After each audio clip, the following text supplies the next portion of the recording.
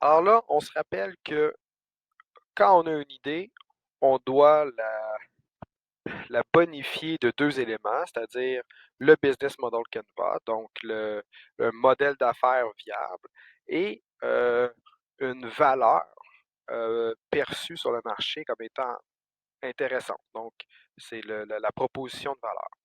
Et donc, si on utilise le business model Canva pour extraire des hypothèses sur votre modèle d'affaires, ben, le Value Proposition Canva, ça va vous permettre d'extraire des hypothèses au niveau de votre proposition de valeur.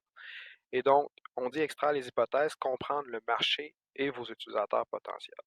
C'est un Canva dans la famille des Canva de Strategizer et qui va super bien avec évidemment le Business Model Canva. Donc, on utilise ces différents outils-là parce qu'ils s'intègrent bien, mais il y a différents outils qui existent sur le marché, là. Mais ce qui est intéressant de ce Canva-là, c'est que vous avez d'un côté la proposition de valeur, donc votre produit, OK? Qu'est-ce que vous offrez concrètement, le service ou le produit. Ce produit-là, qu'est-ce qu'il crée comme valeur sur le marché? Qu'est-ce que c'est quand on vend un produit, c'est toujours pour être meilleur que ou pour donc qu'est-ce qu'il offre sur le marché de mieux? Et puis Pain Reliever, c'est euh, à quelle problématique cet objet-là répond. Donc, c'est quand même assez complet de cette façon-là. Mais on parle de la proposition de valeur. Par exemple, je sais pas, j'ai un livre ici, c'est un agenda. Donc, la proposition produit, c'est un agenda. Euh, Gain Creator, ben, à l'intérieur de cet agenda-là, j'ai une espèce d'horloge qui me permet de mieux tracker mon temps. Donc, c'est quelque chose que j'aimais, mais c'est le produit offre ça. Et le Pain Reliever, c'est les gens qui ont la difficulté à faire leur gestion de temps, ça va les aider. OK? Donc, essayez de faire l'exercice pour votre produit à vous. Et de l'autre côté du Canva, on a le profil du client. Donc, que ce soit un client réel ou un client, un persona qu'on est en train d'imaginer, c'est l'idée d'imaginer tout de suite ce client-là et se dire, bon, un, customer job, c'est qu'est-ce qu'il essaie d'accomplir? Qu'est-ce qu'il essaie de faire, cette personne-là? Et on s'assure qu'il y a une adéquation, c'est là l'image miroir, il y a une adéquation entre le customer jobs et le produit et service. Donc, je veux couper du pain. Ton produit, c'est un couteau. Donc, il y a une rencontre entre ce que j'essaye de faire et le produit que tu offres. Donc, euh, c'est qu'il existe un marché pour ça. Gains, qu'est-ce que j'essaie de faire de mieux? Donc, je coupe mon pain, je veux que il y ait le moins de friction, je veux que ça coupe le plus efficacement possible. C'est ce que je veux faire. Alors, si on va de l'autre côté de l'image miroir, le Gain Creator, c'est quoi? Est-ce qu'effectivement, je suis capable de dire que mon couteau coupe mieux que les autres couteaux? OK? Donc, j'utilise une technologie qui affine plus le couteau, peu importe. C'est ce que je promets qu'il y a un gain à utiliser mon couteau. Il est plus léger, plus balancé, peu importe. Ensuite, on retourne sur le profil du client et ce client-là a une problématique, un pain.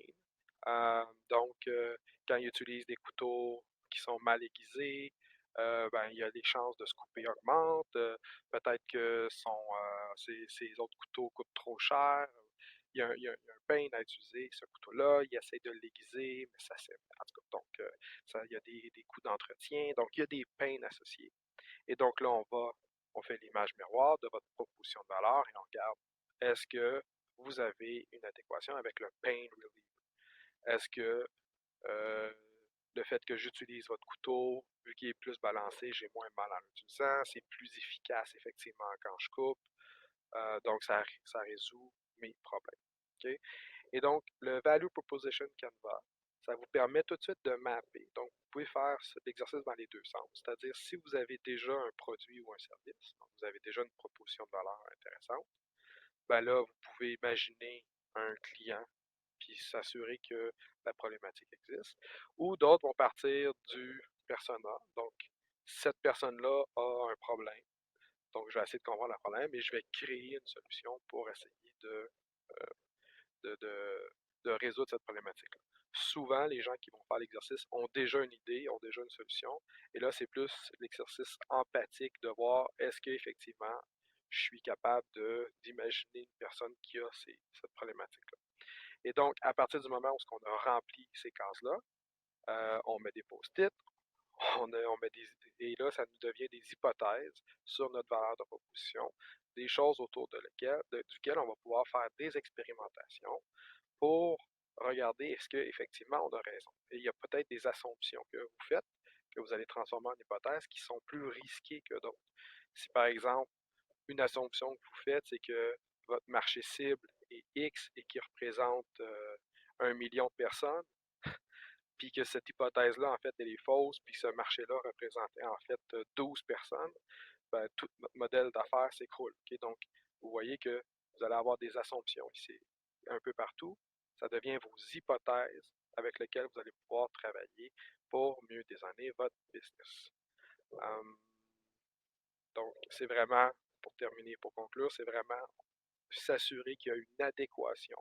Donc, que votre proposition de valeur fit avec un profil de client potentiel et que les deux peuvent s'overlapper.